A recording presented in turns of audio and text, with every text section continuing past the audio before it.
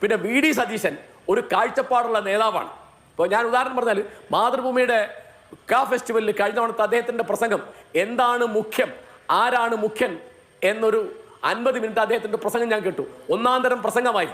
ഈ തരത്തിൽ കാഴ്ചപ്പാടുള്ള രാഷ്ട്രീയ നേതാക്കന്മാർ നമ്മുടെ നാട്ടിൽ കുറവാണല്ലോ എന്ന് എനിക്ക് തോന്നി. മാത്രമല്ല, ഞങ്ങൾ ഒന്നിച്ച് ഭക്ഷണം കഴിക്കുമ്പോൾ സച്ചിദാനന്ദ മാഷോട് സതീശന്റെ സാന്നിധ്യത്തിൽ ഞാനത് പറഞ്ഞു. ആ പ്രസംഗം വളരെ നന്നായിരുന്നു. പിന്നെ പാർട്ടിക്കകത്ത് ഗ്രൂപ്പ് കളിക്കാത്ത ഒരാളാണ് സതീശൻ എന്നതിന്റെ തെളിവ് ഈ 25 കൊല്ലത്തിനിടയ്ക്ക് ഒരിക്കൽ പോലും അദ്ദേഹം മന്ത്രിയായില്ല എന്നുള്ളതാണ്. അദ്ദേഹത്തിന് ഗ്രൂപ്പില്ല, കോൺഗ്രസിനകത്ത് ഗ്രൂപ്പില്ല, നിലനിൽപ്പില്ല എന്ന് തിരിയാത്ത ഒരാളായി പോയി സതീശൻ. പിന്നെ ഇപ്പൊ എന്താണ് ഈ ഗ്രൗണ്ട് റിയാലിറ്റി, ഇവിടുത്തെ യാഥാർത്ഥ്യം എന്താണ് എന്ന് തിരിച്ചറിഞ്ഞിരുന്ന ഒരേ ഒരു നേതാവാണ് സതീശൻ. അദ്ദേഹമാണ് പറഞ്ഞത് 100-ലധികം സീറ്റ് കിട്ടും. അദ്ദേഹമാണ് പറഞ്ഞത് 12 മന്ത്രിമാർ തോറ്റുപോകും, 13 മന്ത്രിമാർ തോറ്റു. അപ്പോ രാഹുൽ മാങ്കൂട്ടത്തിന്റെ കാര്യമാണെങ്കിലും പി വി അൻവറിന്റെ കാര്യമാണെങ്കിലും വേറെ ഏത് കാര്യമാണെങ്കിലും നിലപാടുള്ള കാഴ്ചപ്പാടുള്ള ഒരാളാണ്